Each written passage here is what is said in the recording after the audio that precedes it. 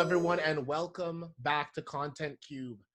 This is That's Fighting. We're doing this this week. Unfortunately, Jad won't be with us, but what we do have with us is Nathan Santos. Say hello to the people, Nathan. Always a pleasure to be here. Sorry we didn't bring you an episode last week. Lapses of fighting, but there is a big card coming this weekend, and we could not be more excited to break down everything going on for you in the world of MMA, starting with this weekend's card. Awesome. Yes, 100%. And we will be previewing Conor and Anderson Silva had a very interesting little spat on the internet. Tyron Woodley versus Gilbert Burns, like you mentioned, this weekend. But first, we're going to start with the others in the welterweight division, starting first with Kamaru Usman, the Nigerian Nightmare. That's right. He went and spoke to Brett Okamoto earlier in this week. He was identifying how everyone's scared. He's saying he's the boogeyman of the division, and everyone's just fearful to go and want to fight him. He's saying he's a bad matchup for everybody. He named Conor McGregor, Colby Covington, obviously, who he already faced. That was a tough one for him, he admitted. And then Jorge Masvidal, which he thinks is just a terrible matchup for him. He's saying that he's being ducked. What do you think is going on for Kamaru Usman and the welterweight division right now? Well, I thought it was really interesting what he said, because he mentioned, when I was the contender, nobody wanted to fight me. And Dana White confirmed that. He said, listen, the toughest matchup, the toughest person to get a matchup for is Kamaru Usman. And he said, as the champion, I thought people would want to come to me and fight me. And now he's kind of, in his tangent, he went on to say, what number one contender refuses a fight with the champion? The kind where the number one contender knows that the champion's going to beat his ass. And I think he kind of has a point, to be honest. Like, everybody's been afraid to fight Usman, but I think there's a couple of guys who are probably, obviously, like, I don't think Leon Edwards would be afraid to fight Kamaru Usman today, right? Or Gilbert Burns, or quite frankly, Tyron Woodley. I think they all want the belt back. The thing is, the guys who Usman wants to face, which are the biggest guys in, not necessarily the division, but really in the sport, the guys who draw the most eyeballs, who make the most money, they don't want to fight him because they think, I might have bigger fish to fry and more money to make elsewhere. So the world championship, for the first time, isn't the most important thing to me. Right, 100%. And you nailed the nail right on the head right there. You brought up money. That's the biggest thing. Kamaru Usman is going to be asking for a good amount of money, not only because he's the champion, but because these are feud-filled, bad blood types of fights.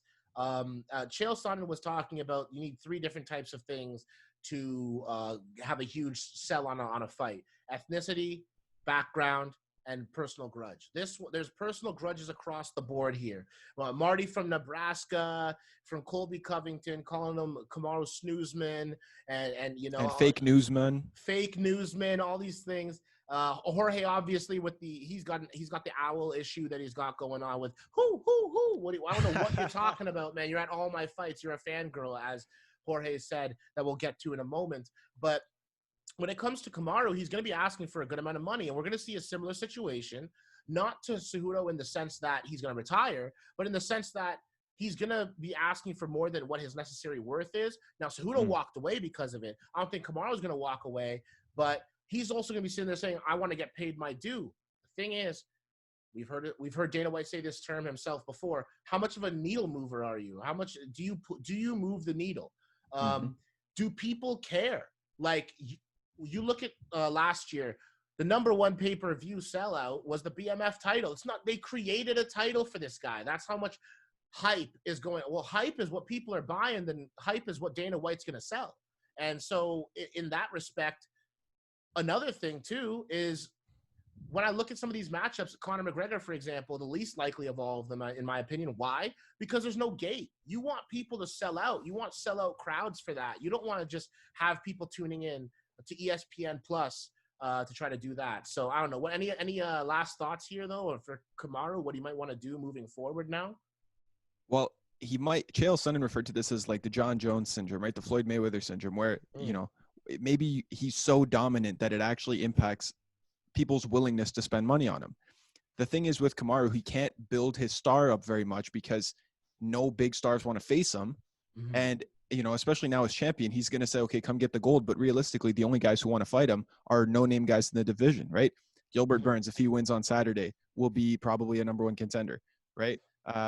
Leon Edwards, had he been able to knock off Tyron Woodley at their scheduled fight last month, than he would have been. But these are not big names. So even it's hard to build a star when you can't have your champion face anybody of credibility. And everybody who he dominates, they're in decisions because, as he puts it, I like to dominate everybody so that they know it wasn't a fluke. It wasn't a fluke knockout. I beat you every second of the fight, as he did against the former champ, Tyron Woodley.